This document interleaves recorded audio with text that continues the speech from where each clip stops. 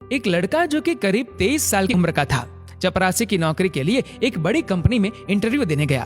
उस कंपनी के मालिक ने उसे कहा कि अगर तुमने ये फर्श अच्छे से साफ कर दिया तो समझो तुम्हारी नौकरी पक्की। बस फिर क्या था, उस आदमी ने फर्श को एकदम से चमका दिया, जिसे देखते ही मालिक ने कहा, तुम्हारी नौकरी पक्की, तुम कल से काम पर आ जाना। अगले दिन बॉस ने उस आदमी को बुलाया और कहा कि अपनी एक फोटो, आईडी प्रूफ और ईमेल आईडी भी बतानी होगी।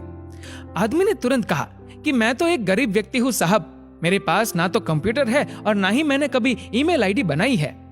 बॉस ने तुरंत कहा, अरे हमारी बहुत बड़ी कंपनी है, हमें हर काम करने वाले व्यक्ति की ईमेल आईडी चाहिए होती है और ये अनिवार्य है।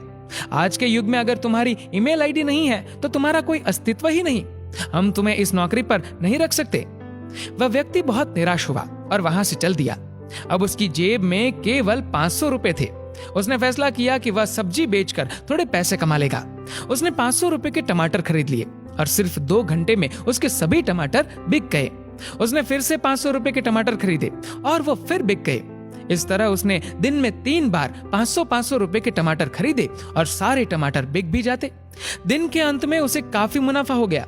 घर आकर उस व्यक्ति ने सोचा कि अगर मैं इसी तरह सब्जी बेचता रहूं तो काफी मुनाफा कमा लूंगा। उसने 6 महीने तक यही काम किया और जब उसके पास काफी रुपए इकट्ठा हो गए तो उसने सब्जी की एक रेहड़ी खरीद ली। अब उसका काम बहुत अच्छा चलने लगा था। बहुत जल्द उसने ट्रक से सब्जी बेचनी शुरू कर दी और देखते ही देखते उसने सब्जी बेचने का होलसेल काम शुरू कर दिया। अब हर दिन वह 10 से 15 ट्रक में सब्जी डिलीवर करने लगा, जिसके लिए उसने कुछ व्यक्तियों को काम पर रख लिया था। कुछ सालों बाद उस आदमी का फूड रिटेलिंग में बड़ा नाम हो गया।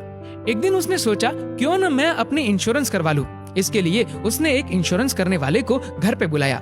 जब ब्रोकर उस व्यक्ति की इंश्योरेंस कर रहा था तो उसने उस आदमी का ईमेल आईडी पूछा तो उसने कहा, मेरी ईमेल आईडी नहीं है।